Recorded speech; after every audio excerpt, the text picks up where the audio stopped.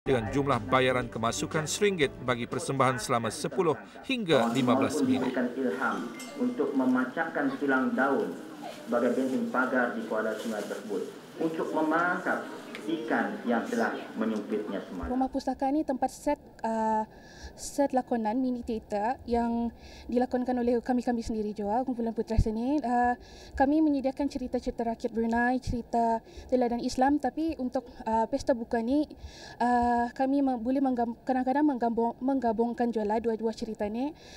Contohnya hari Jumaat, insyaAllah macam cerita Luqman Al-Hakim dan anaknya insyaAllah, sama cerita satu lagi kami tambah macam kanak-kanak ataupun bangau-bangau, atau contohnya setelah cerita rakyat Brunei pun kami bawakan cerita contohnya Awang Semaun, cerita Nahoda Manis dan sebagainya lah, macam Luagan Lalak lah yang paling baru yang pernah kami bawalah di Rumah Pustaka ni. Pustaka ni boleh yang membawakan cerita-cerita yang boleh memberi ingatan semula untuk peringkat umur dan memberi cerita baru untuk kanak-kanak yang belum mengetahui antara cerita-cerita rakyat Brunei yang pernah disampaikan untuk tani-tani yang kita yang dulu masa kecil . Menerusi pesta yang diadakan ini adalah diharap ia akan dapat menjadi peluang keemasan bagi para ibu bapa untuk menggalas tanggungjawab dalam memberikan dan mendukung anak-anak mereka agar mengamalkan budaya membaca. Ini adalah kerana ibu bapa merupakan insan terdekat dengan pelajar. Justru amalan membaca perlu diterapkan dalam diri anak-anak dari peringkat akar umbi lagi. Bak kata pepatah, melentur buluh biarlah dari rebungnya.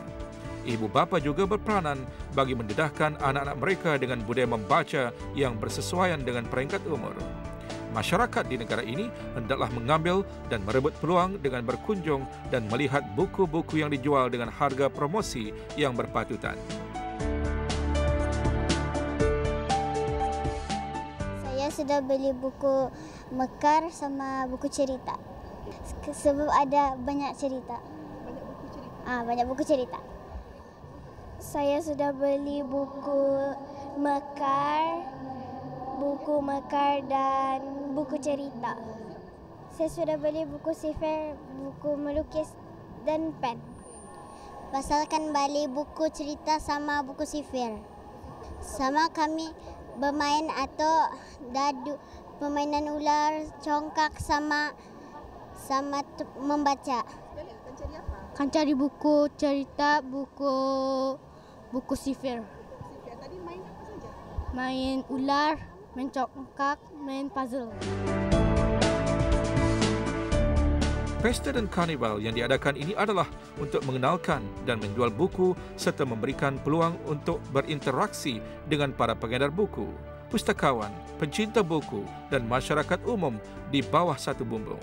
Selain itu, untuk meningkatkan daya aspirasi terhadap buku, masyarakat seharusnya menjadikan membaca sebagai budaya dan amalan harian kerana ia secara tidak langsung akan melahirkan modal insan yang berilmu, berwawasan dan bertamadun tinggi.